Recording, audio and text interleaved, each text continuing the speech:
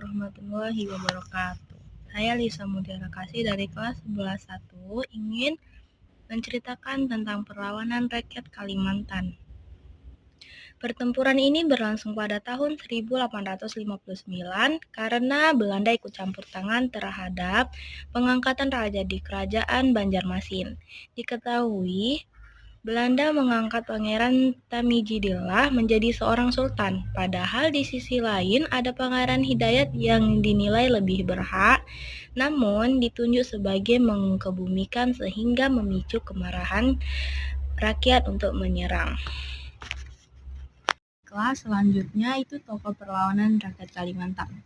Perlawanan rakyat Kalimantan melawan Belanda dipimpin oleh Pangeran Antasari. Ia memimpin pasukan rakyat untuk mengepung benteng Belanda di Martapura dan juga Pangaron. Kemudian ada juga Kiai Demang Loman dan pengikutnya yang bergerak di sekitar Dian Kiwa dan mengancam benteng Belanda. Sementara di pos Belanda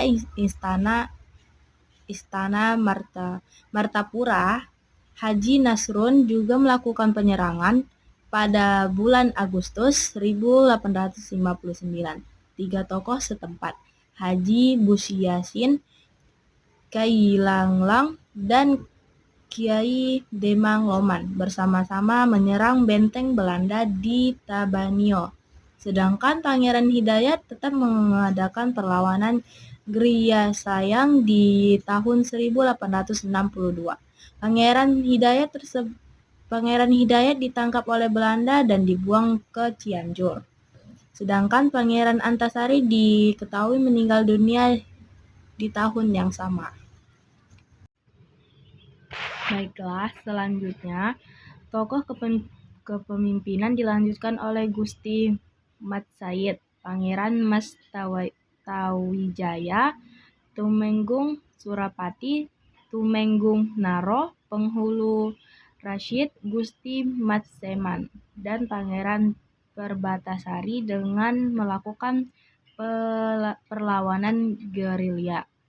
Perlawanan tersebut dilakukan menyebar ke berbagai wilayah guna menyulitkan Belanda. Diketahui perlawanan itu berlangsung hingga awal abad 20 atau tahun 1905. Baiklah, selanjutnya perlawanan rakyat Kalimantan terhadap Jepang. Selain Belanda, rakyat Kalimantan juga melakukan perlawanan terhadap Jepang. Hal ini terjadi pada tahun 1940-an di Kalimantan Barat dan Kalimantan Selatan.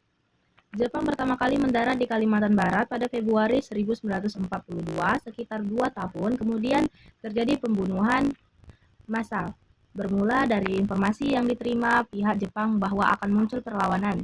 Jepang pun mulai melakukan penangkapan pada tokoh-tokoh masyarakat. Baiklah, lanjutannya mulai Oktober 1943 sampai Juni 1944, di Jepang melakukan eksekusi orang-orang yang ditangkap. Puncaknya terjadi pada 28 Juni 1944 yang kemudian dikenal dengan peristiwa Mandor. Mandor adalah sebuah wilayah kecil yang berjarak sekitar 88 km dari kota Pontianak. Diperkirakan ribuan orang tewas dibantai tentara Jepang dalam periode itu. Di pihak suku Dayak terjadi juga konflik dengan tentara Jepang, konflik dan pembantaian. Akhirnya pada tahun 1944 orang-orang Dayak di Kalimantan Barat mulai melakukan perlawanan rakyat Kalimantan. Namun sayang hal itu tidak mengancam kekuasaan Jepang.